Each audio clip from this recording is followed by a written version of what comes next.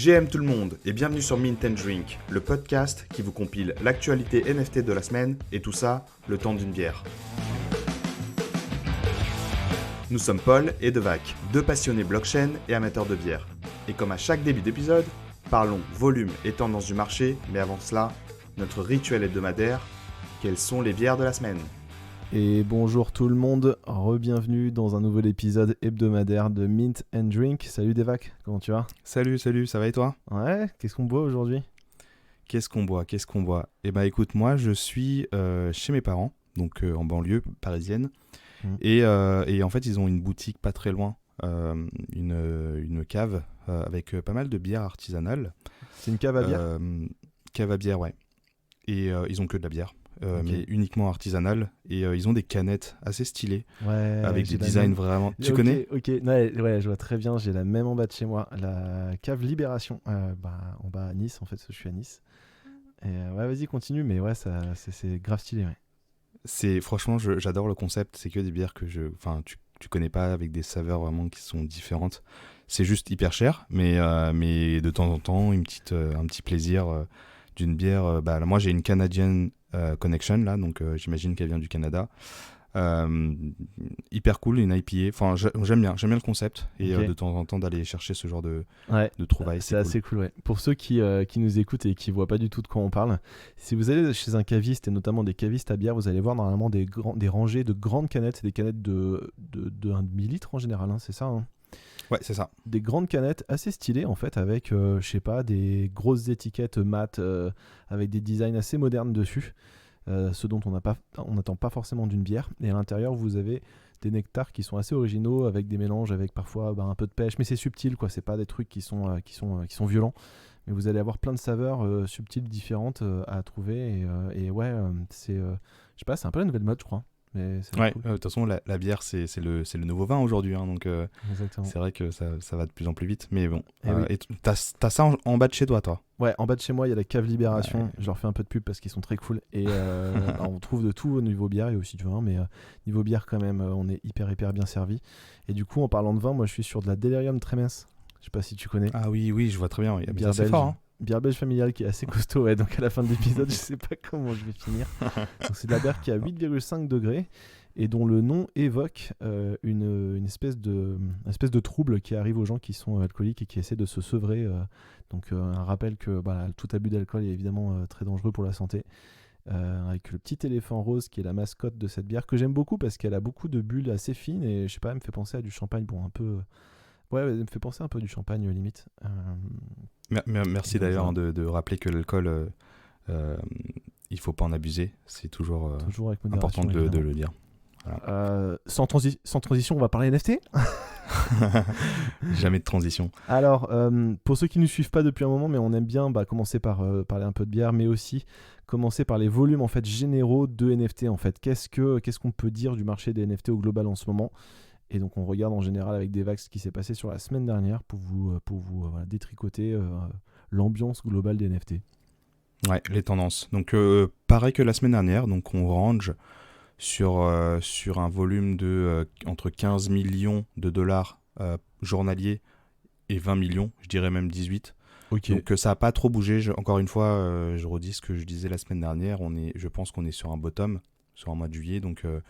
Je pense qu'on n'ira pas plus bas. Après, pour l'instant, on ne sait pas, mais je pense qu'on est vraiment sur le range low de l'écosystème. Ouais. Après, on peut regarder, comme on disait la semaine dernière, tu sais, les volumes de NFT vendus. Ouais, ça, moi, je trouve ça intéressant. C'est vrai qu'on est en bear market, hein, clairement, et je vois même mes copains qui ne sont pas forcément dans le milieu vont m'expliquer que, en ce moment, tout ce qui est crypto, NFT, etc., c'est cata. Et oui, quand on regarde en dollars, évidemment, c'est cata, mais c'est surtout parce que les cours des cryptos en général ont chuté. Donc, quand vous avez un NFT qui vaut 4 Ethereum et que l'Ethereum est passé de 4000 $ à 1000 $, même si votre NFT il reste à 4 Ethereum et qu'il n'a pas bougé en termes de prix en Ethereum, son prix en dollars a été, lui, divisé par 4. Et de cette manière-là, vous avez pas mal de collections. On va parler des Bored Ape tout à l'heure, mais un Bored Ape, ça fait un moment que ça tourne, bon an mal an, autour des 100 Ethers, un Bored Ape. Et en fait, ce qui est intéressant, c'est que même en bear market, Quand c'était très bull en avril, si je me souviens bien, ça a dû monter dans les 120, peut-être ça a fait un gros pic à 140, quelque chose comme ça. Après, c'est descendu dans les 80, mais là, on est revenu autour des 100 Ethers. Donc, un Bored Ape, en fait, si vous avez regardé un Bored Ape il y a 4 mois, il valait à peu près 100 Ethers. Si vous regardez un Bored Ape aujourd'hui, il vaut toujours 100 Ethers. Donc, en termes de prix à l'Ether, il n'a pas bougé. Mais comme l'Ether a été divisé par 4 entre deux, bah forcément, il vaut 4 fois moins cher en dollars. Et dans le milieu, si vous n'êtes pas habitué, ça peut paraître bizarre, mais quand on est habitué, c'est vraiment très instinctif. Comme tous les prix dans toutes les plateformes sont affichés en Ether, en fait, on parle en Ether dans le milieu. Et donc, j'ai l'impression qu'une collection qui se maintient à 100 Ethers entre il y a 4 mois et aujourd'hui, peu importe le prix de l'Ether, bah, on considère qu'elle est restée plutôt stable et qu'au fin de compte, bah, psychologiquement, le palier de 100, il a tenu, quoi. Ouais, donc, exactement. Donc ça, c'est important que tu le dises ça, en fait, parce que c'est vrai que dans le monde, enfin dans l'écosystème NFT, on parle donc soit d'Ether, soit de Solana, pour parler des deux plus grosses blockchains. Ouais. Et on fait rarement la traduction en dollars. Quasiment parce jamais, qu'en fait, on collectionne des assets. C'est un écosystème qui n'est pas hyper liquide. Donc on reste sur une base de crypto, quoi. Donc t'as bien raison de le rappeler. Et je pense clairement que le jour où il y a un gros bull market et que les cryptos, l'Ethereum revient par exemple à $4000, bah, je pense que le Bored Ape, de la même manière, il va continuer à être autour de 100 Ethers, en fait. Donc les gens vont dire ça explose, ça passe de $100 000 le Bored Ape à $400 000 le Bored Ape, mais fondamentalement pour les gens qui sont toujours dedans, bah, le floor s'est maintenu avec 100 Ethers malgré un bull ou un bear market côté crypto. Parenthèse fermée, du coup il y a quand même des collections quand même qui se ramassent et qui, quand l'Ether est passé de 4000 à $1000, la collection elle-même est passée de 10 Ethers à 2 Ethers. Et là c'est une catastrophe parce que non seulement on se fait découper par 4, mais en plus derrière on se fait découper par 4 une deuxième fois. Donc t'es impacté par le prix de la crypto et t'es impacté par le prix de la collection. Ouais. Voilà. Mais pour parler des collections les plus iconiques, ça bouge pas trop, quoi. Dans les NFT vendus, on avait dit la semaine dernière, donc on comparait au mois précédent, donc NFT vendus en volume. De NFT vendus, ouais. En volume. Donc sur le mois dernier, on était à peu près à 1,5 million. Donc on parle bien. Alors quand on parle de NFT, nous on se focus sur OpenSea et notamment sur les NFT Ethereum. Ouais. Donc sur le mois dernier, au mois de juin, on était à 1,5 million environ de NFT vendus en volume. Et on avait dit la semaine dernière, donc c'était au 9 juillet, qu'on avait fait à peu près un tiers du mois. Ouais. On est là, donc une semaine après, à 900 000 NFT vendus sur le mois. Ok, donc on va arriver en termes de nombre de transactions, on va être ISO par rapport au mois précédent, quoi. Je pense que ça sera le même atterrissage. Après, on ne peut pas prévoir ce qui va se passer dans le futur. Il y a des drops qui vont arriver potentiellement parce que il y a des grosses annonces de Bored Ape notamment et de Otherdeeds, donc les terrains. Mais en tout cas, sur ce trend, on est à peu près même atterrissage que au mois de juin, sur un mois de juillet. Ok, donc on répète, l'usage et l'utilisation, il est toujours là. J'aime beaucoup une autre stat dont on a parlé aussi la semaine dernière. Alors toutes ces stats, pour info, on les regarde sur un site qui s'appelle dune.com. C'est une espèce... Comment le décrire ? C'est un outil un tableau, un Google Studio, un Data Studio. C'est un Data Studio en fait. Donc c'est un outil qui permet à n'importe qui, vraiment en 2 clics, de créer lui-même son propre graphe en prenant des données qui sont publiques parce qu'elles viennent des blockchains et de pouvoir réaliser n'importe quel graphe. Donc il y a des gens dans le milieu qui, il y a longtemps déjà, ont créé des graphismes hyper intéressants et qui font office de un peu d'étalon-maître sur le marché. Donc on va partager les liens évidemment. Mais donc du coup, pour revenir à mon sujet, il y a une autre stat que j'aime beaucoup, c'est le volume en Ethereum ou en dollars dépensé par utilisateur sur la plateforme. Et là, en fait, ça explose à la hausse en ce moment. Et je trouve ça super intéressant. Ça explose à la hausse, c'est-à-dire que si on regarde la moyenne de ce qui s'est passé depuis le début de l'année, Par portefeuille, je pense qu'il y a des fois c'est descendu à 1 Ether d'achat par portefeuille. Parfois c'est monté à 2,5 Ether d'achat par portefeuille, mais depuis janvier en gros ça a oscillé effectivement entre 1 et 2,5 Ether par portefeuille, acheté, vendu par semaine, par portefeuille, hein, donc par utilisateur quoi. Et là, donc c'est une moyenne, hein. On parle bien d'une moyenne. C'est une moyenne. Donc la moyenne, je dirais, si je la trace comme ça à l'œil nu, elle doit être à 2 Ethers à peu près. 2 Ethers par portefeuille en moyenne. Ok. Et donc là, bon, l'Ethereum évidemment a énormément baissé, donc la valeur faciale par dollar est beaucoup moins élevée, mais quand même, là sur la semaine dernière, on est à quasiment 6 Ethers par portefeuille acheté ou dépensé. Oui. Moi, mon sentiment, comment j'interprète ce truc, j'ai le sentiment que les gens qui sont venus pour explorer un peu le sujet sont partis parce que frileux, bear market, je sais pas trop, voilà, j'ai essayé, mais bon, ok, je comprends pas trop, je m'en vais, ou j'ai un peu peur, etc. Je m'en vais. Maintenant, ce qui reste beaucoup sur les plateformes et ce qui traite beaucoup, en fait, c'est les gros portefeuilles qui sont là depuis très longtemps. Ouais. Et eux, j'ai l'impression qu'ils sont en train de profiter en fait du bear market et de se dire, ok, tout s'est écroulé, qu'est-ce que je peux, comme dans toutes les crises en fait, il y a des affaires à faire. Et je pense que eux, pour le coup, les gros portefeuilles, eux, ils repositionnent voilà, leur liquidité sur des assets de qualité. Et je pense que c'est pour ça que la moyenne augmente, c'est-à-dire que maintenant, c'est plutôt les gros qui vont venir acheter en masse ce qu'ils pensent être hyper fiable. Et voilà. Ça me fait penser, parce que ce matin, j'ai écouté justement la weekly de Cryptomatrix, et il parle exactement de ce sujet-là.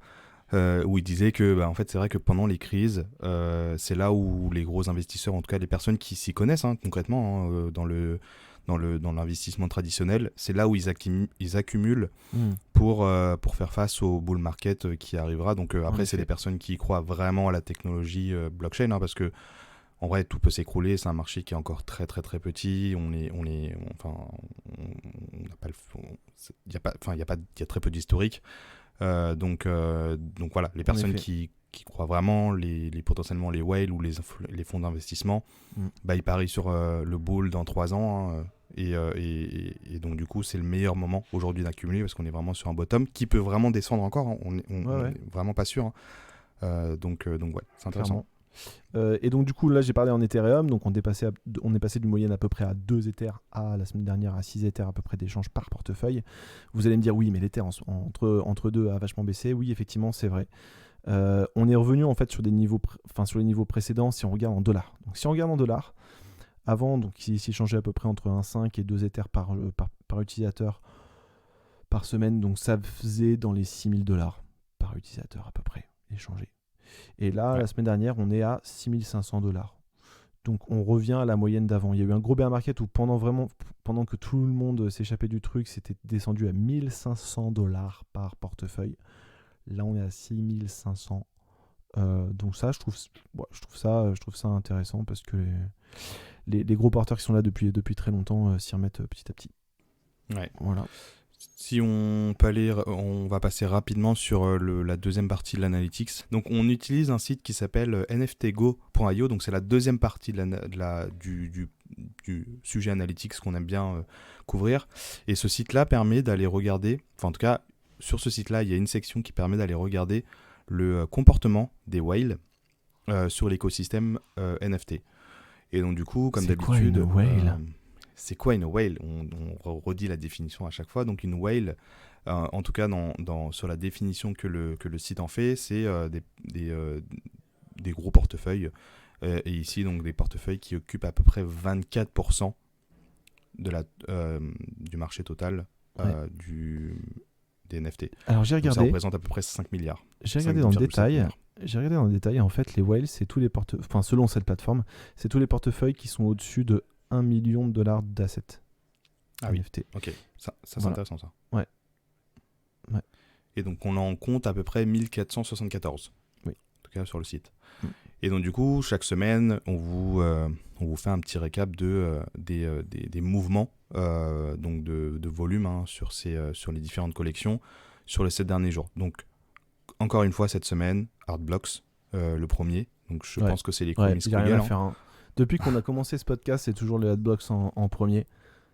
Chromie Squiggle, j'imagine. Mais d'autres trucs aussi, parce que quand tu regardes la liste, il y a plein de choses qui sont pas forcément très chères, donc j'imagine pas tellement connues, et qui sont achetées régulièrement par pas mal de baleines.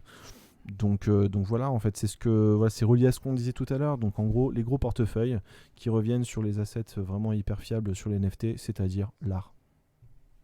Exactement. Voilà. C'est l'art parce que, enfin, on le disait la semaine dernière, c'est là où en fait il n'y a pas vraiment d'utilité, c'est de la collection, valeur intrinsèque.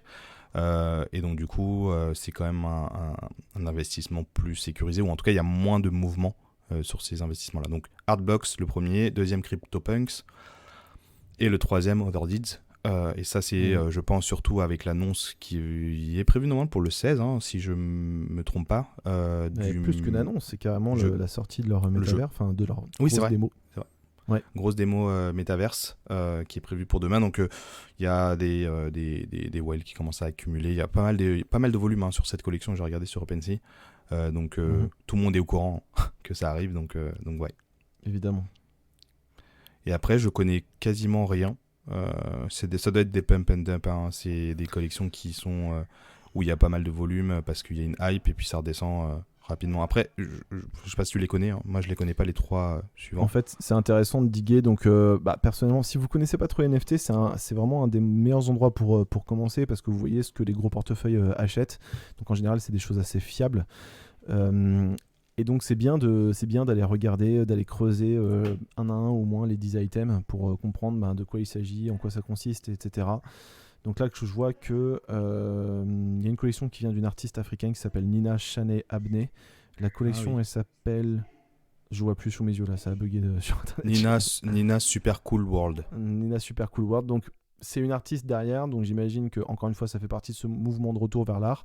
Maintenant, qui est cette personne, comment elle évolue, pourquoi c'est important, pourquoi ça arrive sur le marché, là c'est à chacun de se faire un peu sa propre recherche pour comprendre est-ce que c'est encore effectivement un énième pump and dump. Pump and dump, pour résumer, c'est en gros pumper, ça veut dire venir pomper en gros, c'est-à-dire artificiellement gonfler le prix d'une collection, et dump ça veut dire partir. Donc en gros c'est quand des whales se regroupent à plusieurs, viennent se mettre d'accord à l'avance pour acheter à fond la caisse d'une collection, faire en sorte que le prix augmente, et une fois que le prix a bien augmenté, ils revendent tout en même temps, et du coup le prix de la collection s'effondre, mais eux ils ont fait une plus-value parce que tout le marché s'est dit waouh, ça a l'air super important. Donc c'est des pratiques qui sont vraiment problématiques dans notre milieu, qui malheureusement sont beaucoup repris dans la presse. Et c'est des choses qu'on peut détecter assez facilement quand on connaît bien les mécanismes et qu'on connaît bien les collections. Mais ouais, il faut éviter à tout prix ce genre de pratiques qui sont vraiment pas bonnes pour notre industrie, quoi. C'est pour ça que la due diligence, c'est hyper important, quoi. Il faut pas acheter sur c'est pour ça que sur je un peux coup de comprendre tête. que pour un néophyte, ça peut être compliqué de rentrer là-dessus parce que tu te dis ok, est-ce que je me fais avoir ou est-ce que c'est un vrai truc, quoi. Après Wagmi United, on avait parlé de cette collection justement, collaboration avec Adidas et un peu les leaders de ce milieu, donc Jimone, Carivi, etc. etc. Ouais. Toujours dans le top c'est des collections où on sait que quand il y a Adidas derrière, c'est quand même un peu plus sécure. Oui. Donc je pense que... Et un projet aussi, parce que derrière il y a un club de foot qui a été racheté, il y a une vraie marque qui est en train d'être construite. Pareil, quand on connaît bien les codes, quand vous commencez à comprendre les codes et la culture du marché, ça devient facile parce que du coup, dans cette collection, il y a un personnage qui porte un maillot de foot. Normal, on est sur un club de foot qui est en train de se construire autour de la crypto et d'un NFT. Donc, et le personnage, sur son maillot de foot, il y a ce qu'on appelle un Chromie Squiggle. Chromie Squiggle, c'est une œuvre d'art en fait qui est super connue dans le monde du NFT, qui est juste une des collections les plus tradées all-time et qui apparaît justement en numéro 1. Là, dans ce qu'on voit dans Artblocks, en fait, Artblocks, ce que vous voyez là, c'est un Chromie Squiggle, la petite forme avec plein de couleurs. Et donc, en fait, je sais pas comment bien comment vraiment l'interpréter. Bien l'interpréter. Mais quand vous voyez un dessin de Picasso, vous posez pas la question, vous voyez tout de suite que c'est un Picasso. Là, c'est un peu pareil à notre échelle, évidemment, dans mon NFT. Quand on voit une petite forme avec un arc-en-ciel, tout de suite, c'est une référence au Chromie Squiggle. Et donc voilà. Ça donne de la crédibilité en fait au projet, clairement. Ouais, forcément. Comparé à celui qui est juste en dessous, Goblin Town, donc, qui est toujours là était un projet toujours là, mais qui n'était pas vraiment destiné à vraiment avoir ce succès-là, parce que c'était parti j'ai l'impression comment on appelle ça, d'une blague troll. Un peu, c'est un troll. Un troll, voilà, un troll. Voilà, c'est ça. Mais bon, toujours solide, hein, ils ont réussi à à créer une hype et puis la maintenir, ce qui est assez rare quand même. Ouais. On va voir combien de temps ça va tenir, mais en tout cas, je crois qu'il y a des annonces. J'ai cru entendre, on diguera pour la prochaine fois. Si des mémoires, il y a une annonce. Tu veux qu'on digue les Goblins pour la semaine prochaine? Ouais, on peut en parler. Je pense qu'on peut passer une dizaine de minutes dessus parce que c'est un projet qui est intéressant en bear market. Il a fait parler de lui. Derrière, tu as l'univers des trolls qui est vraiment un univers super important pour la culture NFT dans son ensemble. Donc, ouais, avec plaisir pour en parler plus longuement la semaine prochaine. Top. Et puis, non, mais après, rien d'intéressant. Je pense qu'on peut commencer à parler des sujets. Allez, on parle des sujets. Ouais, Bored Ape. Du coup, le livre. Donc, la collection des Bored Ape est une des collections, voire peut-être la collection la plus iconique du monde des NFT, peut-être avec les CryptoPunks. Mais du coup, les CryptoPunks et les Bored Ape, il faut savoir qu'ils appartiennent aujourd'hui à la même entreprise. Elle appartient à Yuga Labs, Y-U-G-A Labs. Et donc, du coup, ils ont créé les Bored Ape il y a un peu plus d'1 an maintenant. Ensuite, ils ont racheté les CryptoPunks. Et donc, ce qui est intéressant dans cette collection des singes, au-delà de tout ce qu'on peut en discuter, et on pourra faire un deep dive un jour, parce qu'en vrai, on se demande pourquoi des singes comme ça veut dire quoi. Il y a des vraies significations hyper intéressantes derrière, parce que ces singes-là sont des singes qui s'ennuient, qui sont bored. Et pourquoi ils s'ennuient? Parce que les gens, c'était justement une critique de ces milliardaires qui arrivent à un certain âge et qui finissent tous dans le même yacht club, qui se connaissent tous et qui ont plein d'argent et qui en fin de compte s'ennuient dans leur vieux club pourri. C'était ça en fait, c'est une critique de ce genre d'attitude de la part des milliardaires qui cultivent vachement l'entre-soi et qui finissent par s'ennuyer au bout d'un moment parce qu'il n'y a plus rien à aller chercher un petit peu dans la vie. Donc cette collection s'est créée autour de ça en fait, autour d'imaginer en fait des singes qui ont fait fortune dans la crypto, qui sont devenus multimilliardaires, qui sont tous dans le même yacht club, et au final maintenant ils s'ennuient parce que maintenant ils ont tout eu, et voilà. Donc c'est un espèce de pied, et c'est pour ça qu'elle a cartonné, parce que dans l'univers crypto, c'est vrai qu'il y a beaucoup de gens qui sont là pour espérer un jour devenir multimillionnaires, milliardaires, etc. Et donc c'était justement une critique de tout ça, et c'est pour ça que les gens ont acheté, parce qu'ils se sont dit tiens, il y a un truc intéressant. Bon, bref, je passe les détails. Mais du coup, ce qui est intéressant aussi dans cette collection, c'est que quand vous achetez un Bored Ape, vous êtes propriétaire de la marque de votre singe précis. Donc, la marque Bored Ape Yacht Club, elle appartient à Yuga Labs, il n'y a pas de débat là-dessus. Simplement, le singe que vous achetez, si vous voulez le mettre sur un t-shirt et vendre des t-shirts en ligne avec le singe dessus, vous avez le droit d'exploiter l'image de ce singe précis. Et avec, pour usage commercial et vraiment sans aucun cap monétaire, et Bored Ape ne touche pas de royalties ou quoi. Enfin, vous montez votre société, quoi. Vous voulez faire un film d'animation en collaboration avec Disney, avec votre Bored Ape à l'intérieur, vous avez le droit. Et prendre des royalties, etc. Enfin, c'est vraiment votre Bored Ape. Toutes les collections NFT n'incluent pas les droits commerciaux du NFT en question. Attention, eux, ils ont fait ça. Ça a été d'ailleurs un des premiers à le faire. C'est un peu leur inno. Enfin, je pense que c'est surtout ça qui a fait parler à un moment donné. Ouais, ils se sont fait connaître pour ça. Ouais, ils ont tenté cette stratégie-là, et finalement, ça libère un peu la créativité, parce que les possesseurs, donc la communauté, va commencer à créer des produits autour du Bored Ape, et donc du coup, la brand equity en fait de Bored Ape Yacht Club devient hyper intéressante, en fait, plus visible en fait, et ça devient vraiment une marque à part entière aujourd'hui. Exactement. Donc au-delà du délire des singes qui s'ennuient, qui sont milliardaires, etc. Il y a aussi, quand les gens achètent un Bored Ape à 100 000 balles, et encore à une époque c'était 250-300 000 balles, ils se disent j'achète pas juste une image de singe, j'achète un business potentiel, j'achète un magasin dans une super rue, dans la meilleure rue qui existe à San Francisco pour vendre des burgers. Ça, c'est une métaphore que j'emploie pour vous dire, en fait, les gens se disent, voilà, des Bored Ape, il y en a 10 000, un peu comme si on imagine, tu vois, les 10 000 meilleurs buildings les mieux placés de New York, par exemple, en se disant vraiment, c'est la collection qui a le plus de succès de très loin. C'est une collection où tu as Eminem qui fait un clip avec Snoop Dogg déguisé en Bored Ape, etc. Donc, ça commence à devenir quelque chose d'iconique. Et donc, acheter un ape à 100 000 balles, c'est pas juste pour me faire plaisir ou pour me la péter, etc. Quoique ça peut servir aussi à ça. Mais ça peut aussi m'aider à lancer un business. Donc il y a des gens qui ont acheté des Bored Ape et qui ont, à partir de leurs images de Bored Ape, ont lancé une chaîne de burgers en se disant tiens, va forcément y avoir du bruit autour de ma chaîne de burger parce que ça va être la première à employer les NFT pour se faire connaître, parce que les gens qui connaissent bien les Bored Ape vont tout de suite s'y ruer pour chercher un burger parce qu'ils trouvent le délire vachement marrant, etc. etc. Et donc, sans spoiler, en fait, tu le sais pas, hein, Paul, mais juste après ton sujet, j'ai fait une compile des 12 projets les plus populaires trop stylé.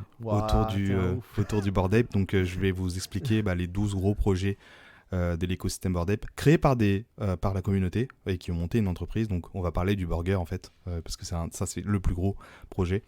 Et je vous donnerai les détails. Génial, trop hâte. Et donc du coup, je vais vous en parler d'un d'entre eux rapidement parce que je l'avais noté, mais du coup, Devac, tu vas nous faire un super deep dive. Donc il y a un Bored Ape qui porte une casquette de steward un petit peu, on va dire, et qui a une marinière et un petit foulard autour du cou. Et du coup, le possesseur de ce... Non, pardon, pas du tout une marinière, mais un col papillon avec, vous savez... dans les costumes 3 pièces, ce qu'on met en dessous la veste, là, je sais pas comment ça s'appelle. En anglais, une veste. Je crois que ça s'appelle veste en anglais. Petit gilet, un gilet, ouais. Un petit gilet. Bon, bref, le Bored Ape, il ressemble à un steward. Et donc, du coup, le détenteur, la détentrice, je sais pas, de ce Bored Ape s'est dit, tiens, je vais l'appeler Jenkins. Voilà, son prénom, c'est Jenkins. Et ça va être le valet. Ça va être le valet du Yacht Club, en fait. Donc, il a inventé cette histoire autour de son Bored Ape en disant, voilà, c'est Jenkins Yacht Valet. Donc, il s'est créé un personnage là-dessus. Et donc derrière, il a imaginé une histoire, il a rédigé avec sa communauté une histoire fictive autour de ce personnage-là principal, un peu comme on inventerait quelque chose autour de, je sais pas, Harry Potter ou Mickey ou autre chose. Et en fait, lui, il s'est vraiment dit, je vais faire en sorte que mon Bored Ape à moi, comme il m'appartient, ça va devenir une star. Je vais essayer de développer une petite star. Et donc, il a écrit ce bouquin-là, qui est disponible maintenant à l'achat via un NFT, avec lequel d'ailleurs on peut redeem le livre potentiellement physique.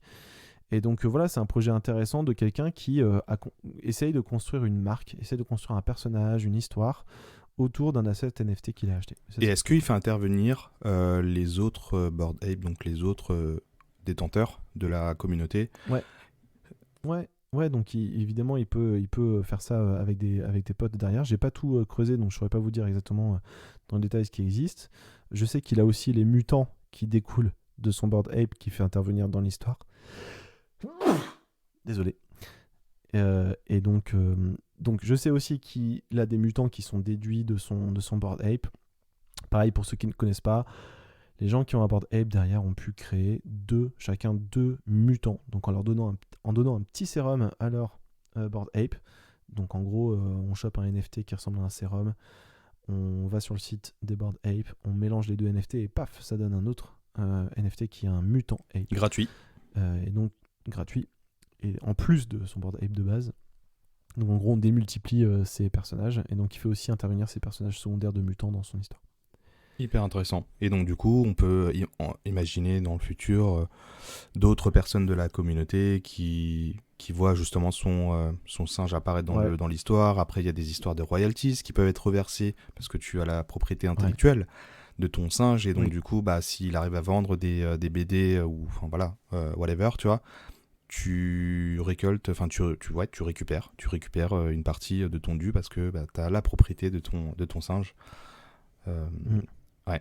J'avais vu que ce projet, depuis 2 semaines là, j'entends parler dans pas mal de podcasts ce projet, et je pense que c'est une belle success story et surtout un début des entreprises Web3 natives en fait, à usage de collections NFT via la propriété intellectuelle et en plus créée par la communauté.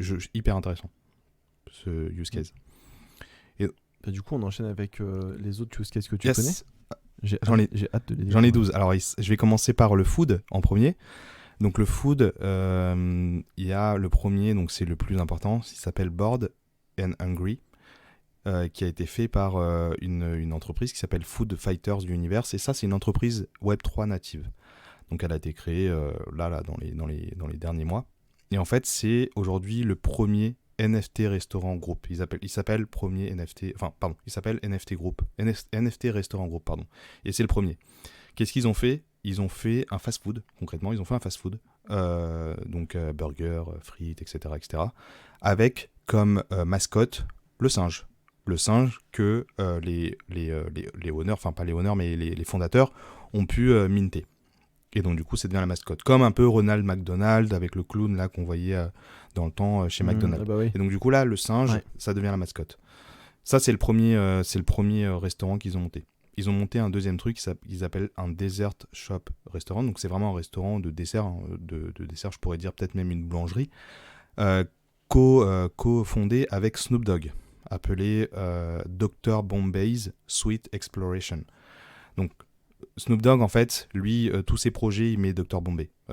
C'est un peu son image dans le Web3. Il s'appelle, comme ce qu'on disait tout à l'heure, la semaine dernière, avec Timbaland et Congo, donc je vais en reparler juste après. Bah, lui, en fait, son alter ego, ou en tout cas sa marque dans le Web3, c'est Dr. Bombay, et donc Bombay's. Et donc, du coup, il a monté avec donc Foo Fighters Universe cette chaîne de desserts, hein, avec Snoop. Et le troisième, c'est Board Taco. Ça, c'est clairement un restaurant de tacos.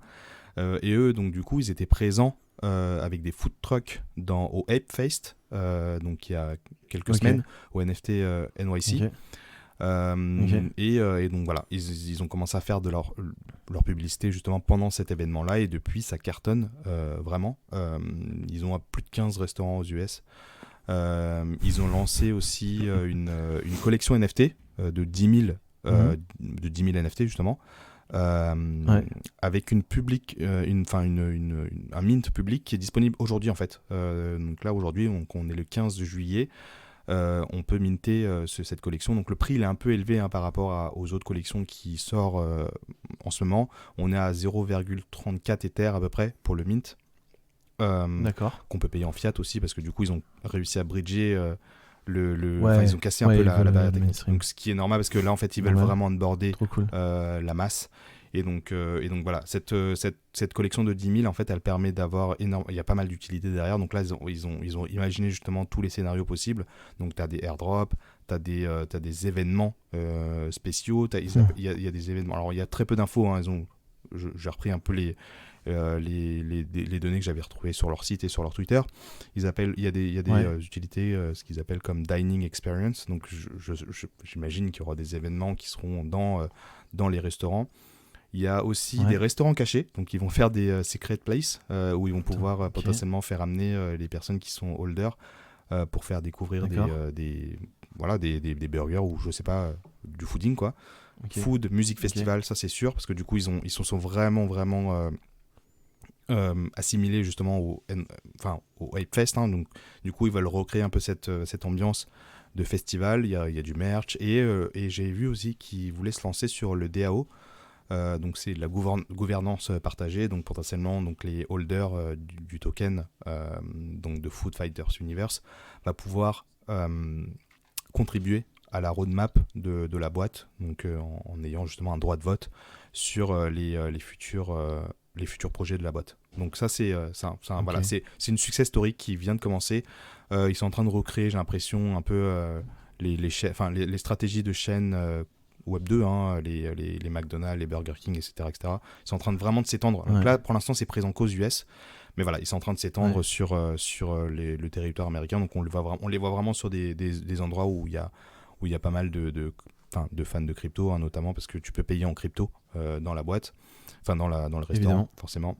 Et donc du coup, tu les vois pas mal à Miami, à LA, à New York aussi. Donc voilà, je sais pas, t'en avais entendu parler de ce truc-là ou pas, hein? Bored and Hungry. Alors Bored and Hungry, oui, mais tous les projets autour, pas du tout. Et ben c'est tout nouveau. Pas du tout, mais c'est vrai que je me suis toujours dit, il y a quelque chose qu'on oublie souvent dans la valeur que des gens ont à acheter des NFT, c'est, comment dire, ça peut aider à monter une entreprise en fait, parce que tu as accès en achetant le NFT à une communauté hyper soudée qui, comme elle est aussi entre guillemets actionnaire en étant aussi propriétaire du même NFT, a tout intérêt à faire monter ta chaîne de resto de ouf pour valoriser au global le projet Bored Ape.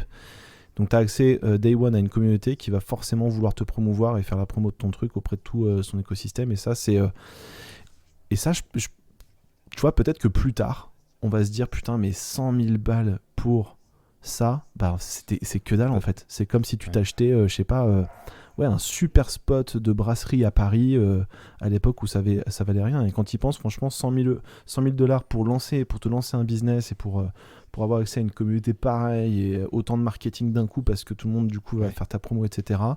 Ben, c'est peut-être pas forcément déconnant. Après, je suis pas un expert là-dedans, mais c'est pas forcément Bah, déconnant. en fait, il faut avoir cette mentalité un peu de founder derrière, parce que tu peux être aussi juste investisseur et juste garder le bordel parce que tu as envie de le garder. Mais là, il y a vraiment des gens qui commencent à construire des projets on top de la Ouais, collection NFT, qui a déjà, comme tu disais, travaillé sur le marketing depuis un an. Donc on sait, enfin, c'est ouais, aujourd'hui Bored Ape, c'est vraiment mainstream en fait. Tu le vois dans les news, traditionnelles. Enfin, pas tout le monde connaît, mais en tout cas, si on parle de NFT, on fait souvent le lien avec cette collection-là, Bored Ape. Après, voilà, on peut dire ce ouais. qu'on veut parce que souvent, ça peut être aussi des bad news. Hein. Mais en tout cas, il y a un marketing derrière. C'est pas une chaîne de restaurants qui sort de nulle part.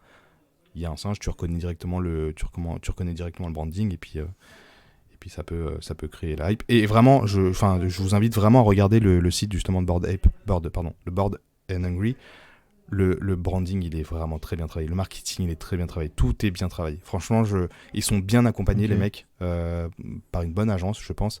Parce que, enfin, même toi, tu regarderas sur le site, même Ouais, j'irai les voir, ouais. food trucks et tout, franchement, ils sont vraiment, vraiment stylés, tu vois. Même la Ah ouais. bouffe, enfin, Ah ouais. les trucs un peu cons, mais tu sais, le packaging, etc., etc., Ouais, ouais, bien sûr. c'est pas cheap, quoi. Alors, j'ai pas les prix, hein, mais Ouais, ouais. c'est pas cheap. Hmm. Tu vois, ça me fait penser à un autre truc dans une autre collection que j'aime beaucoup, comme tu le sais, qui est les Ouais, Doodles. Tu sais peut-être pas ça, mais il y a 10 000 Doodles en tout. Il y en a 32 qui ont une tête en forme de tasse de café. Et du coup, il y en a certains qui sont possesseurs depuis très longtemps d'un Doodles avec tête de café. Donc l'un des ouais. 32 qui se sont groupés ensemble et qui se sont dit, bah, on va lancer une chaîne de café. C'est drôle ça, parce que ça va faire la transition sur la deuxième. Et du coup, Team, juste fini parce vas-y, que termine. je crois que même si tu arrives après et que tu achètes aujourd'hui un doodle à tête de café, je crois que tu as droit de facto à venir dans l'organisation pour évidemment pas faire partie de l'entreprise en tant que telle, mais peut-être voter ou participer au truc ou avoir les cafés gratuits à vie ou j'en sais rien. Mais je crois que comme il n'y en a que 32 de NFT et qu'à vie il pourrait Ouais. y en avoir que 32, le fait d'en acheter un donne forcément des droits. Et pour info, aujourd'hui le moins cher il vaut 63 Ethers, le doodle de la tête de café. Il y en a que 4 en vente sur les 32. Exactement. Et donc, du coup, en fait, le deuxième projet, c'est Breakfast Club. Et en fait, c'est pareil, ils ont été connus aussi. Enfin, ils ont fait un petit boom, un petit buzz pendant le Ape Fest à New York. Et donc, en fait, ce projet permet de recevoir du café gratuitement en holdant leur NFT. En fait, c'est un espèce de système de souscription, en fait, du café. Et donc, du coup, voilà. On reçoit du café gratuitement si on hold le token. C'est envoyé dans tous les pays du monde. C'est une boîte américaine de mémoire, mais ils envoient partout. Il n'y en a que 5000 tokens, donc ça fait une petite communauté. Et aujourd'hui, le floor, il est assez bas, à 0,05 Ether. Donc j'arrive pas à comprendre leur modèle économique parce que je regardais justement les volumes sur OpenSea, il y a très peu de volume. Donc c'est soit les personnes hold, ils veulent pas revendre parce que du coup d'avoir du café gratuitement via une boîte vraiment qui fait du café, hein, je me souviens plus du nom, mais c'est vraiment du café un peu de qualité, c'est Ok. bien moulu, etc. etc. Donc Mhm. je crois que le Mhm. paquet de café il valait peut-être 25 €. Je connais pas trop Ok. les benchmarks, mais j'ai l'impression que c'est quand même assez quali. Et donc du coup Ouais. il faut juste connecter son wallet avec son NFT justement de Breakfast Club sur le site pour redeem le café. Donc les personnes, enfin du coup la boîte vous l'envoie à votre adresse gratuitement. Ok. Ok. Ça me fait penser un peu à ce que tu disais la semaine dernière sur Netflix, où en fait tu pouvais avoir un abonnement Netflix via un Exactement, NFT à vie, etc. Donc exactement, c'est le business model. Ouais, au lieu de payer chaque mois, tu achètes un NFT et tu as accès au service à vie jusqu'au jour où je le revends. La exactement. boîte se fait financer par le fait qu'à chaque fois que le NFT se revend sur le marché secondaire, elle prend un royalties dessus et elle espère que du coup les royalties qu'elle touche réussissent à financer son truc long terme, quoi. C'est ça. Donc c'est des business models Hmm. qui sont vraiment différents de ce qu'on peut voir dans le web 2, hein, parce que ça force du Qu'on coup a les quasiment fondateurs jamais à... vu d'ailleurs, hein. J'en Je connais sais pas. pas dans quelle industrie ça existe que tu achètes un truc et tu l'as à vie jusqu'à ce que tu le revendes. Tu vois ce que je veux dire? Bah même les cartes de souscription, enfin des cartes de membres, tu sais, premium, gold, etc. Ils ont pas ce système-là en fait. C'est juste que Non, tu vas payer peux pas chaque vendre. mois. Tu Ouais, payes ouais. chaque mois. Donc Peut-être des clubs privés où genre il y a que 1000 places et genre. Je sais pas. C'est le intéressant. troisième projet, celui-là, il va te faire kiffer. Il s'appelle Board Wine Co. Ah bon? Ouais, alors concrètement, qu'est-ce que c'est le projet? En fait, c'est une boîte anglaise qui a lancé ce projet-là. Ça permet aux owners de la collection Bored Ape, donc on parle vraiment de la collection principale, hein, pas les mutants, les Bored Ape, donc il n'y en a que 10 000, d'avoir leurs apes imprimés sur 6 différents types de bouteilles. Donc un owner de Bored Ape, il connecte son wallet et il peut se faire imprimer son singe sur des bouteilles. Les bouteilles, elles sont soit stockées gratuitement dans leurs entrepôts au UK, soit les bouteilles sont envoyées aux owners des Bored Ape. À chaque création de bouteille, il y a un NFT qui est minté et envoyé pour justement, donc là on utilise le NFT comme certification, authentification de l'origine, etc., etc. Facture d'achat à la limite, Et facture d'achat, exactement, mais encryptée dans la blockchain. Facture d'achat intelligente. Exactement. Le coût, c'est 0,2 Ether aujourd'hui pour faire tout le process. Donc le process, on parle vraiment du design, donc vraiment le design sur la bouteille en fait, l'étiquette, pardon. Le vin, donc la production du vin, etc., etc. Le temps aussi, parce qu'il y a tout ce process un peu sur la blockchain, les fees, etc. sont vraiment inclus dans le coût de 0,2. Et le vin, c'est un vin français, c'est un Bordeaux, Château Lafleur, Beau Séjour. Et donc, du coup, je pense que cette boîte l'achète en France et puis après, ils leur vendent, enfin, en tout cas, ils l'utilisent pour du. Enfin, pour de la revente, en fait, uniquement aux owners de Bored Ape. Donc, cette bouteille-là, elle peut être achetée uniquement par un owner de Bored Ape. Ok. Après, il y a le Ape Water. Alors celui-là, c'est un projet. Donc ça, c'est vraiment c'est un projet beverage en fait. Hein. Et donc pour l'instant, il n'y a rien. Ça a été annoncé pendant le NFT NYC. Le lancement est prévu pour septembre. Sur leur site, donc Ape Water, il y a juste un countdown. Je crois que je voyais 46 jours, quelque chose comme ça. Avec zéro info. C'est vraiment zéro info. Il y a juste une canette un peu stylée d'eau avec un singe, mais vraiment rien d'autre. C'est très mystérieux. Mais en tout cas, ça s'appelle Ape Water. Et donc, du coup, ça sera de l'eau potentiellement. Marrant. On le répète souvent dans l'émission, mais le mystère fait partie intégrante de la manière de se marketer dans le Web 3. Ouais. Dans le Web 3.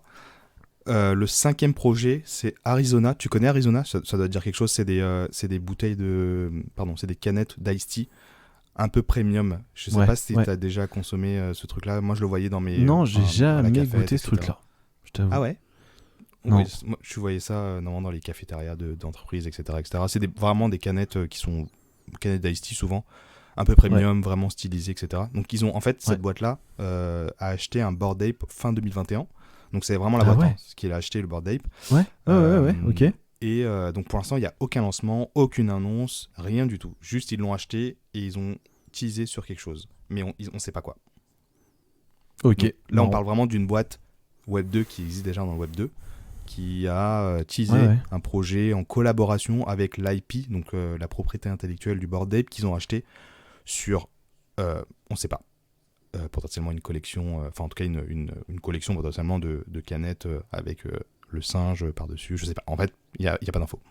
Ouais, les entreprises traditionnelles ont du mal parfois à se rendre crédibles auprès de la communauté crypto et donc venir en décembre, j'imagine que Bored Ape devait au-dessus des $100,000 aussi. Donc le fait d'arriver assez tôt et d'acheter un asset iconique peut-être peut leur permettre de gagner en crédibilité auprès de l'ensemble de la communauté. À voir.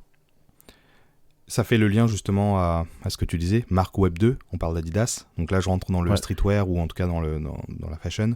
Adidas a lancé sa collection justement en collaboration avec Bored Ape.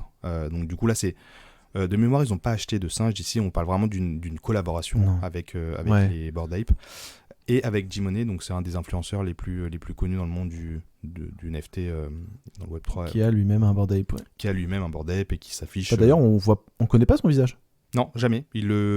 Alors il montre sur toutes ces photos, on voit un CryptoPunk. Donc c'est vraiment son image. Même quand il fait des talks dans des... tu sais, dans des zooms, enfin sur des trucs zoom, etc., il met un filtre. Oui. Je vois très bien. On connaît pas du tout sa tête, donc c'est son image un peu dans le monde du Web 2.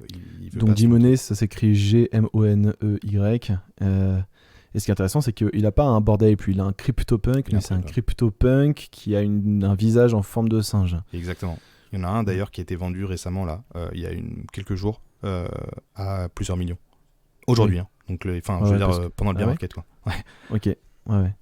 Bref, une petite parenthèse. Mais en tout cas, du coup, Adidas a sorti sa collection. C'était c'était quand ? C'était début d'année, des mémoires. Décembre.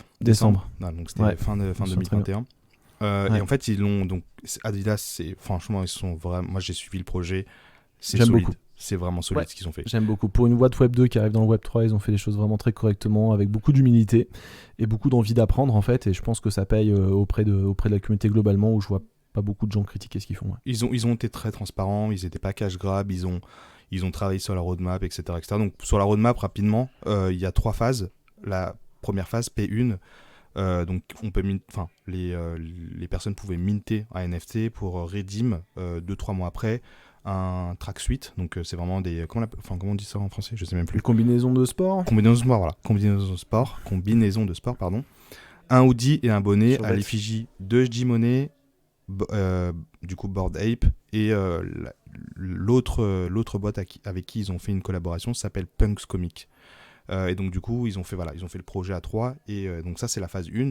La phase 2, donc en gros, pour méga résumer, vous achetez un NFT digital, et au moment où vous le brûlez, en échange, Adidas vous envoie tout ce matos là, et je sais que derrière tu te retrouves pas avec plus rien, parce qu'il du coup envoie un autre NFT qui pourra te permettre demain de aussi réclamer d'autres choses. Donc c'est un truc qui va continuer. C'est la phase 2. Quoi. En fait, c'est la phase 2. Si on brûle donc le NFT, donc en fait il y a 2 solutions. Soit on le brûle pour récupérer le merchandising, soit on revend le NFT et la personne peut redeem à votre place. Donc il y a eu du trade pendant plusieurs mois. Les gens ils ont commencé à trader parce qu'ils voulaient récupérer justement ce merchandising qui peut pas être vendu.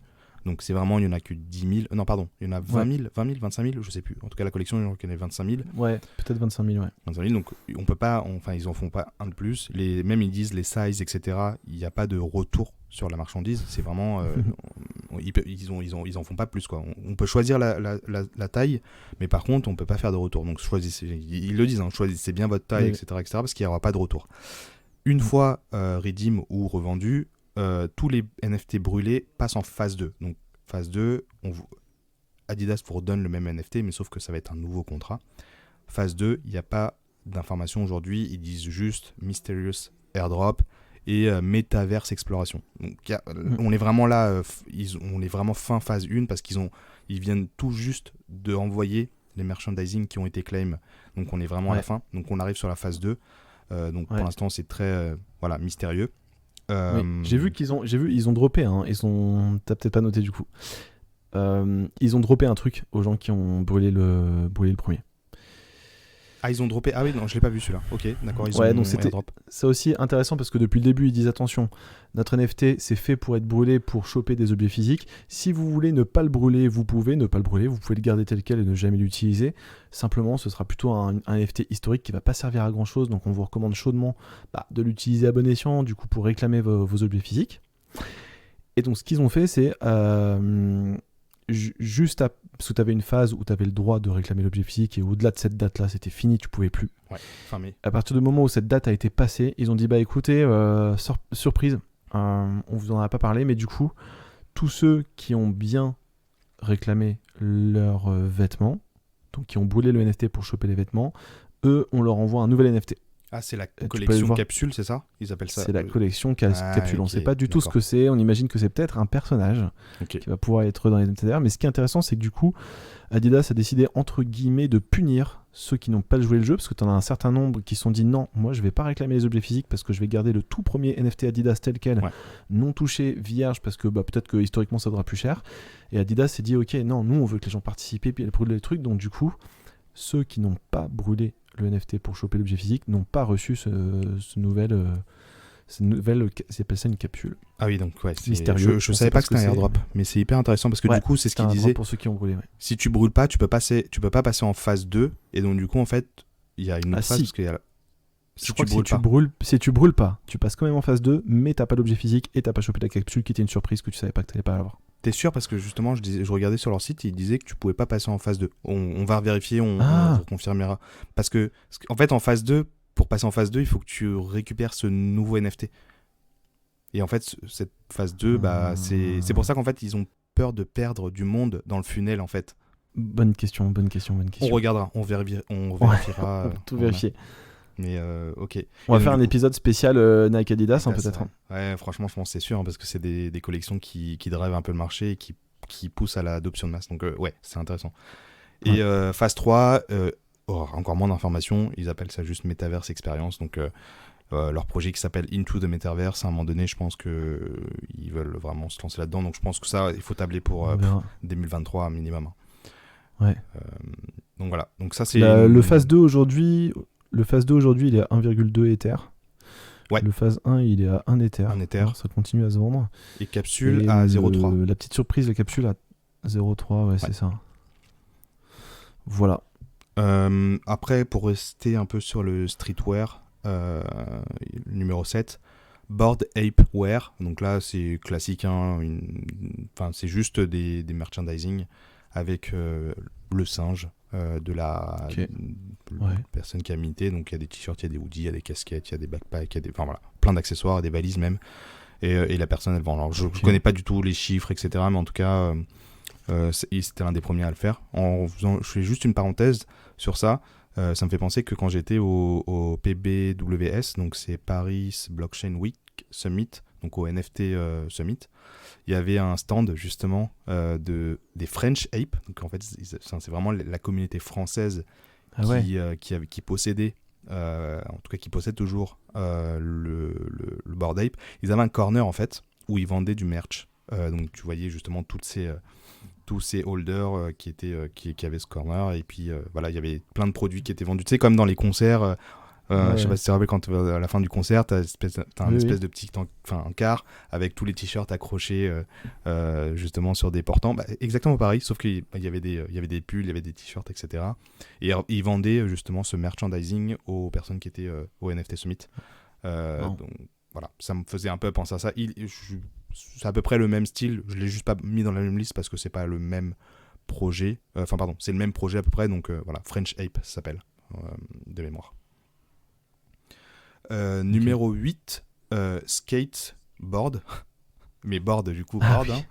Je sais pas si tu l'as vu celui-là, parce que alors ça, c'est une petite entreprise. Alors, c'est même pas une entreprise. Je l'ai vu dans quelques photos, mais je savais pas que c'était une entreprise en soi. C'est un mec en fait qui a fait ça, qui s'est juste dit, mais en fait, ce que je vais faire, c'est que c'est un développeur en fait à la base, mais il est aussi attiré par le skateboard, etc., par customisation, etc. Et donc du coup, ce qu'il a fait, c'est qu'il customise gratuitement des skateboards qui sont possédés par des holders de Bored Ape.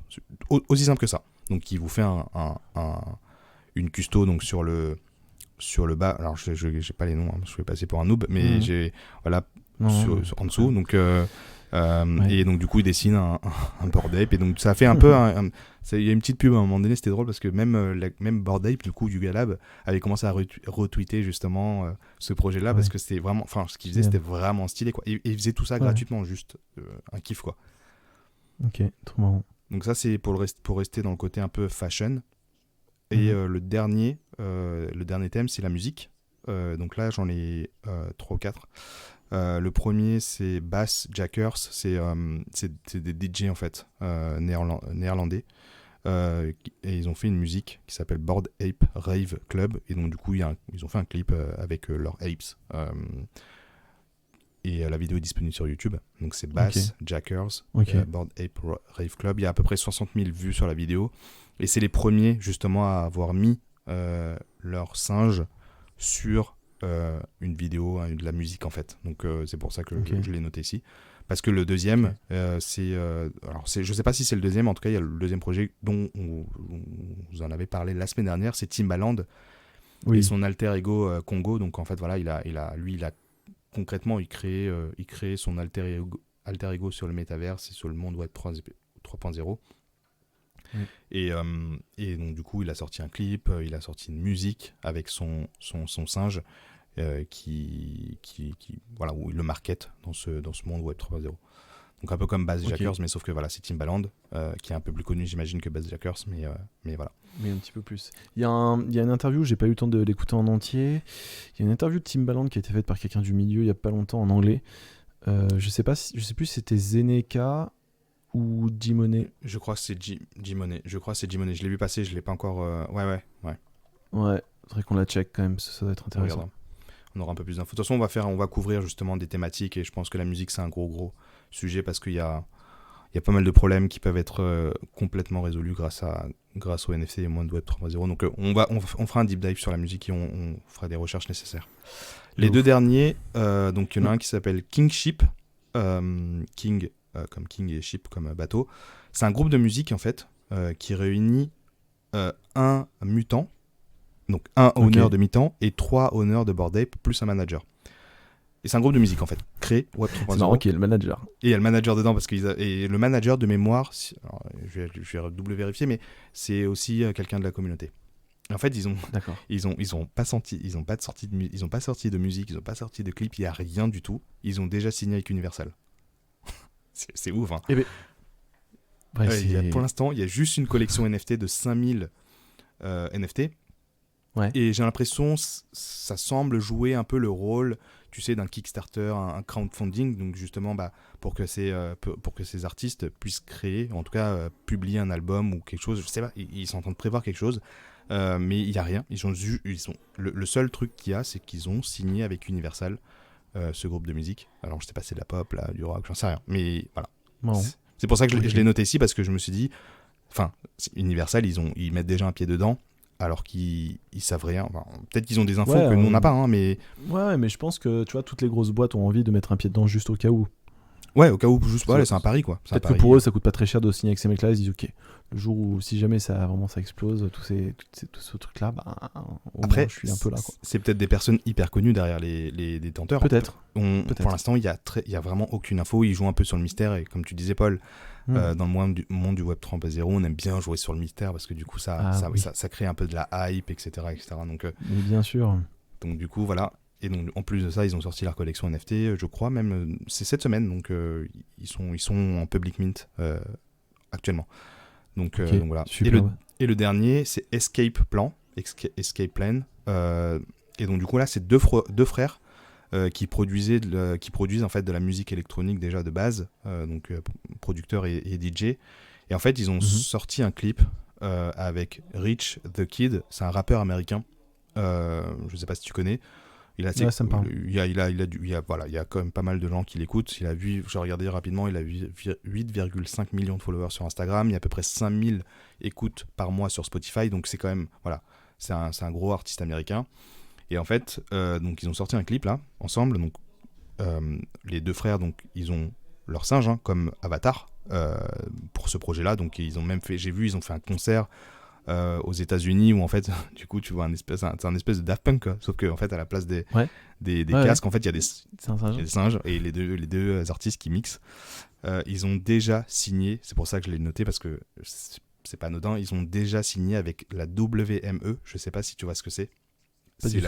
C'est une des plus grosses agences de talent dans le monde, de l'entertainment aux USA. Donc derrière, ils ont signé avec des Bruno Mars, des Halle Berry, des Orlando Bloom, plein de personnes du monde de la musique, de la télé, même des influenceurs sur TikTok, du cinéma. Enfin voilà, pour dire qu'il y a une des plus grosses agences de talent dans le monde a déjà signé ces deux gens, ces deux frères. J'ai l'impression qu'il y a peut-être une hype aux États-Unis qu'on ressent pas forcément en France. Tu vois ce que je veux dire ? Ouais, tu sais qu'aux États-Unis, ils aiment bien investir rapidement. Enfin, c'est beaucoup plus facile d'aller voir ces entreprises-là qui mettent beaucoup d'argent sur des bêtes. Il y a cette culture du show. De l'INO. Ouais. De l'INO, c'est en France, je pense qu'on l'a pas mal aussi, mais tu vois, c'est plus le côté show qui pose peut-être moins de soucis, on va dire, aux États-Unis, quoi. Ouais, c'est vrai que nous, de notre côté, on regarde ce qui se passe et puis on voit, malheureusement, je ne sais pas si on voit des projets aussi importants émerger chez nous. Il y a une grosse dynamique en France. Entertainment, culturel, etc. Non, pas vraiment. Un peu moins. Enfin, t'as Artefact, si, quand même, mais... Ouais, c'est vrai qu'Artefact c'est une qui a été entreprise racheté plutôt... par Nike. Enfin, Artefact, je crois que le point de départ, il est parisien, mais après, c'est une entreprise qui est assez globale au C'est final. global, ouais. Voilà. C'est pas le même marché. Mais après, la dynamique en France, elle est vraiment très intéressante. Franchement, c'est cool même de faire partie de l'écosystème et d'être dans un pays où on voit qu'il y a quand même pas mal de... ça bouge quand même pas mal. Traction. Il y a pas mal comme tu disais, traction. Ouais. Voilà, moi j'ai fait les 12 thèmes. Je crois qu'on a fait un gros focus. C'était long. On a fait un bon focus, Bored Ape. On va faire rapide pour la suite si ça te va. Ouais, si tu veux, on va directement en flash news, comme ça on fait un épisode, sauf si t'as un truc hyper important. On peut, comme tu veux. Non, je peux le dire en 20 secondes. Les Wides, je trouvais ça marrant parce qu'en fait, c'est des punks, c'est exactement les mêmes profils que les punks. Simplement, à chaque fois que l'un des NFT se vend, il s'élargit en fait. La tête devient de plus en plus plate.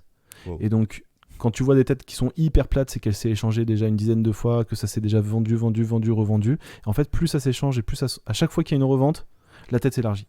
La tête s'élargit. Donc du coup, tu vois, c'est marrant. La mécanique est juste marrante parce que tu imagines qu'à terme, celles qui sont restées intactes vont être les plus chères parce qu'elles n'auront jamais été échangées de jamais.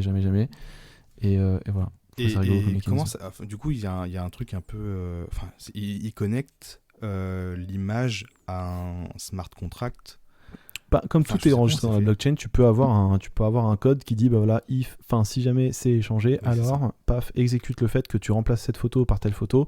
Et ils ont dû préparer d'avance des dizaines de photos évolutives. Mais voilà, c'est une mécanique que j'avais pas vue encore. Un NFT qui évolue à mesure qu'il s'échangeait, genre plus tu échanges et plus ça change le truc. Mais c'est intéressant parce que les gens qui connaissent pas forcément les NFT, je leur explique souvent, c'est rigolo parce que du coup tu peux les fusionner, tu peux les brûler, tu peux les échanger, mais aussi du coup tu peux inscrire dans le map le fait que ça a été beaucoup échangé ou pas beaucoup échangé. J'avais pas encore ça en tête. Je te parlerai de la prochaine fois, je pense.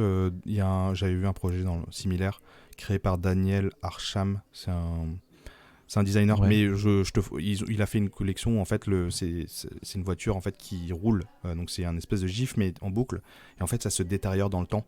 Et je crois qu'il a programmé une date de fin pour la destruction du NFT. Ok. Mais je te ferai on fera un deep dive sur les collectibles. Marrant, ouais. Flash news. On peut pas ne parler d'OpenSea. On peut pas ne pas parler d'OpenSea. Vas-y, on va le faire. Ou alors on zappe les flash news de pire. Enfin, ou alors on les fait très très rapidement à la fin. Allez, on va faire OpenSea. Allez, rapidement. On peut pas ne pas parler d'OpenSea. Ouais, en fait, OpenSea, ça a été annoncé hier. Donc le 14 juillet. OpenSea, c'est vraiment le bon coin du NFT, quoi. C'est la plateforme sur laquelle tu achètes et du vends des NFT. Ouais. De très long, devant les autres. Le bon coin en France, donc on parle même d'un eBay dans le monde. C'est vraiment une énorme plateforme qui a énormément de trafic, quoi. Ouais, ouais. Et donc du coup, cette boîte se sépare justement de 20% de son effectif. Ça a été annoncé hier par le fondateur, un des cofondateurs. La raison, c'est juste que c'est ce qu'ils appellent le crypto winter qui est prolongé. Donc c'est un peu le bear market qui est insupportable pour eux, qui est prolongé. Et en plus de ça, il y a une instabilité au niveau macroéconomie qu'on connaît tous. Et donc du coup, ces deux raisons-là l'ont poussé à prendre une décision. En fait, pourquoi ? Parce que l'impact qu'ils projettent, c'est que justement, en se séparant de 20% de son effectif, ça permettrait à l'entreprise de maintenir son business pour au moins 5 ans de cycle avec le volume actuel. Okay. Donc, grâce à ces 20% de moins, l'entreprise, dans les 5 prochaines années, elle peut encore survivre, si on reste sur les volumes qu'on a aujourd'hui. Donc, les volumes, entre guillemets, au bear market, quoi. D'un côté, donc, les employés, quand même, ils vont être... les employés qui ont été affectés, ils vont recevoir quand même des indemnités, des assurances, même ils vont être comment tu appelles ça, en fait ils vont les aider à retrouver en fait ils vont se faire aider concrètement par les personnes le board de OpenSea, parce que voilà, c'est un marché, tout le monde se connaît aujourd'hui, donc voilà, ils le font entre guillemets, j'ai l'impression, à contre-cœur. Bon, malheureusement c'est une bad news. Oui. Je pense qu'ils ont... Pour en avoir entendu parler il y a quelques mois, ils avaient un énorme goulot d'étranglement au niveau support client parce qu'ils ont grossi tellement vite que genre c'était c'était une bande d'ados qui ont monté un truc il y a quelques années et puis là ça a explosé. Ils ont dû recruter à tour de bras très rapidement pour choper la bande passante à mon avis, j'imagine. Hein. Enfin ça je suppose, hein, je sais, j'ai pas les infos. Hein. Mais j'imagine qu'ils ont dû recruter rapidement en voyant les volumes et puis là en fait ils se disent waouh. En janvier, donc vraiment pendant le pic du bull, l'entreprise, elle a été cotée à 13 milliards. Je crois qu'elle est toujours cotée à 13 milliards de dollars, après avoir levé 30 millions. Ils avaient que 90 employés. Donc clairement, tu vois le scale, tu bosses un peu dans la tech, tu vois un peu... c'est normal que ça se calme un petit peu, c'est ça. Et après, donc, comme tu disais, vu que ça a grandi trop vite pendant le bull, ils ont dû embaucher beaucoup de gens en très peu de temps. Et donc, du coup, aujourd'hui, ils se séparent quelques mois après de beaucoup de personnes. Oui. J'ai plus trop les noms en tête, mais le nombre de personnes en tête, mais ça fait quand même une bonne... ils sont un peu plus que 90. Je crois que j'avais regardé sur LinkedIn, je crois qu'ils sont 700 à peu près aujourd'hui. Ah ouais. Ils sont à peu près 700. Ça paraît moins 20% du coup. Ouais, moi aussi ça me paraissait énorme. J'ai vu 700 personnes qui bossent pour OpenSea. Alors je sais pas s'il y a des contracts, c'est des freelancers, des trucs comme ça dedans, mais en tout cas j'avais vu 700 personnes. Juste les cofondateurs, ils sont aussi ultra riches forcément, multimilliardaires selon Forbes. Donc forcément une entreprise qui a pris qui a pris un scale aussi important en très peu de temps, ça fait propulser aussi. Comme tu disais, en fait, c'est des personnes qui avaient monté juste une plateforme et finalement ils se sont rendus compte qu'il y avait un volume énorme et puis voilà. Et si on fait un parallèle justement à toutes les autres entreprises qui sont dans le même cas aujourd'hui, donc qui collapsent concrètement, tu as Crypto.com, Gemini, Coinbase, donc c'est vraiment les exchanges. Alors je sais pas trop comment ils le gèrent, mais en tout cas je sais que par exemple à Coinbase ils ont aussi annoncé qu'ils allaient se séparer une partie de son effectif. Donc, pour une boîte cotée, c'est quand même ça fait mal parce que du coup ils sont cotés en bourse et donc du coup le cours chute encore plus. Crypto.com, Gemini, j'ai pas trop les news, je sais pas si toi tu les as, mais je pense que c'est pareil. Trop. Je crois que le cours côté crypto.com, le cours du CRO va pas très bien comme la plupart des cryptos et comme tout est basé là-dessus, c'est un peu complexe. Ça aide pas, ouais. Non, il y a d'autres entreprises aussi dans le même cas, donc les BlockFi, les Voyageurs, les Celsius, je pense qu'on vous le voyez dans la presse traditionnelle, qui sont liquidés aujourd'hui, liquidés ou en tout cas très grande difficulté. Le plus dur, c'est le fonds d'investissement Three Arrows Capital, qui est un des plus gros, en tout cas l'année dernière, c'était un des plus gros fonds d'investissement dans le monde de la crypto. Ils avaient, je sais plus, plus de 19 milliards d'assets en valeur, et complètement liquidés. Et ce qui est drôle, enfin c'est pas drôle du tout, mais c'est que les fondateurs, ils ont vanish, ils ont disparu. Ça c'est chaud, vraiment chaud. D'ailleurs Three Arrows Capital, ils ont aussi des NFT dans les assets qu'ils managent. Ils ont à peu près pour 7,5 millions, donc c'est très peu par rapport à tout ce qu'ils ont en crypto, mais voilà, ils ont 7,5 millions en valeur de NFT blue chip. Blue chip, comment tu peux le traduire, blue chip? Blue chip, c'est en gros les NFT où a priori t'es sûr que ça va pas trop descendre. Enfin non, c'est pas vraiment ça, c'est que c'est des valeurs sûres. Voilà, c'est les valeurs sûres des NFT, les trucs les plus si jamais les NFT existent encore dans 30 ans, c'est vraiment les trucs qui resteront iconiques quoi qu'il arrive, quoi. Donc ils ont acheté du Hardblocks, ils ont acheté du CryptoPunks, exactement ce qu'on disait au début d'épisode avec les whales, et ils ont du Autoglyph, un projet que t'aimes bien, et du Bored Ape. Oui. Donc enfin il y a aussi des bad news pendant le bear market. Il y a juste pour rester sur une note positive, il y a des compétiteurs qui émergent. J'ai vu là cette semaine GameStop. Je sais pas, tu vois, c'est quoi GameStop? Ça a fait beaucoup parler d'eux pendant les derniers mois parce que la boîte GameStop, c'est un Micromania aux États-Unis concrètement. Et ils allaient pas très très bien du tout avec j'imagine Amazon, etc. Donc surtout l'e-commerce, et ils étaient en très grande difficulté. Il y a eu des traders qui se sont amusés, des traders retail qu'on appelle des retail, donc c'est vraiment vous et moi, qui se sont amusés à mettre en difficulté comment on appelle ça, les traders qui sont à Wall Street, en se mettant d'accord sur les décisions à prendre sur le trading en fait concrètement. Je sais pas trop comment parce que j'ai pas toutes les infos en tête. Tous les gros fonds d'investissement parient à la baisse sur cette entreprise, parce que vendre des jeux vidéo en physique, tous les experts de la finance se disaient ok, cette boîte va mourir, hein, c'est sûr. Donc ils parient tous à la baisse sur cette entreprise, et du coup comme il y a une grosse communauté de nerds qui s'est mis à acheter des actions pendant le confinement, etc., ils se sont dit ok, on va essayer de sauver GameStop et de faire, en anglais on appelle ça un short squeeze, donc en gros presser les gens qui sont à la vente sur un titre, et ils se sont dit ok, on va tous acheter du GameStop, comme ça tous ces fonds d'investissement vont être ruinés parce qu'ils ont parié à la baisse à fond la caisse, et du coup nous on va faire en sorte que le titre fasse x10, x100 en quelques semaines. Et donc du coup il y a eu une folie GameStop où tout le monde s'est mis à acheter ça dans la population, et du coup effectivement il y a des fonds d'investissement qui ont vraiment galéré à cause de ça. Ouais. Et donc ça a fait fureur. Donc du coup GameStop, ils font quoi? Ils lancent une place de marché NFT? Exactement, en fait ils vont lancer un compétiteur de OpenSea, donc pour tacler encore un peu plus OpenSea, et ils se lancent dans le Web3 parce que je pense qu'ils y croient vraiment, à défaut de vraiment rendre leur communauté, en tout cas la communauté initiale, hein, vraiment les personnes qui achetaient leurs produits chez GameStop en physique, qui sont pas très contents, eux ils le parient, c'est Web3, et on se lance sur la marketplace. Et donc du coup ça a été lancé je crois début de semaine, j'avais vu qu'en 9 heures il y avait déjà 1 million de dollars en volume qui était tradé. Wow. Donc on parle vraiment, c'est juste pour donner un peu un chiffre, mais c'est vraiment le lancement.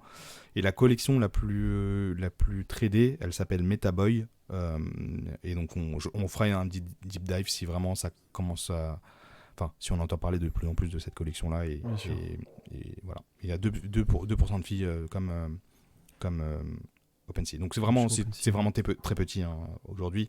On verra dans le futur comment ça évolue. Il y a quand même de plus en plus de marketplace, hein. Aujourd'hui, on avait parlé de eBay la semaine dernière, ou il y a 2 semaines. Coinbase qui avait lancé la sienne. Coinbase, qui a fait un peu un flop apparemment. Bah ouais, mais c'est normal. C'est difficile de proposer beaucoup plus que ce que fait OpenSea aujourd'hui. Ouais. Et puis il y a, comment ça s'appelle, Magic Eden. Donc Magic Eden, c'est le numéro 1 sur la marketplace numéro 1 sur l'écosystème Solana. Va proposer aujourd'hui de l'Ether, donc des collections NFT sur la blockchain. Je ne même pas cette plateforme. C'est le numéro 1. C'est le numéro 1 sur Solana. D'accord. Donc, du coup, maintenant, vu que OpenSea propose du Solana, Magic Eden va faire un copier-coller, et ils veulent aller récupérer un peu de traction Ethereum. Ok. Voilà pour les news de la semaine. Ok, Magic, merci. On se dit c'est tout pour aujourd'hui, et on garde les flash news pour la semaine prochaine, ça te va ? Oui, c'est des news qui sont intéressantes, mais on peut s'en passer. On a vraiment fait un focus sur l'écosystème Bored Ape. Je pense que c'était intéressant de c'est pas intéressant, on en fera peut-être un second dans l'année plus prochainement, mais vous nous direz, chers auditeurs, ce que vous préférez entre avoir toutes les news à la suite, ou alors avoir une partie aller plus en profondeur sur un sujet très précis, quitte à éclipser quelques autres news. On voulait pas vous parler de Nike, on voulait parler de Snapchat, de Netflix, de Tony Hawk, de Bill Murray, donc il y avait quand même pas mal d'infos, et c'est pas que des petits noms que je viens de vous donner là, de Disney. On pouvait parler de tout ça, mais c'est vrai qu'on n'a pas le temps, et on pourra en parler dans le prochain épisode avec grand plaisir. De toute façon, il se passe des choses toutes les semaines dans le milieu des NFT, donc avec plaisir pour écouter tout ça avec toi, Jacques. Yes, merci beaucoup à tous. Merci beaucoup, et puis à la semaine prochaine. Et merci à toi, Paul, et à la semaine prochaine.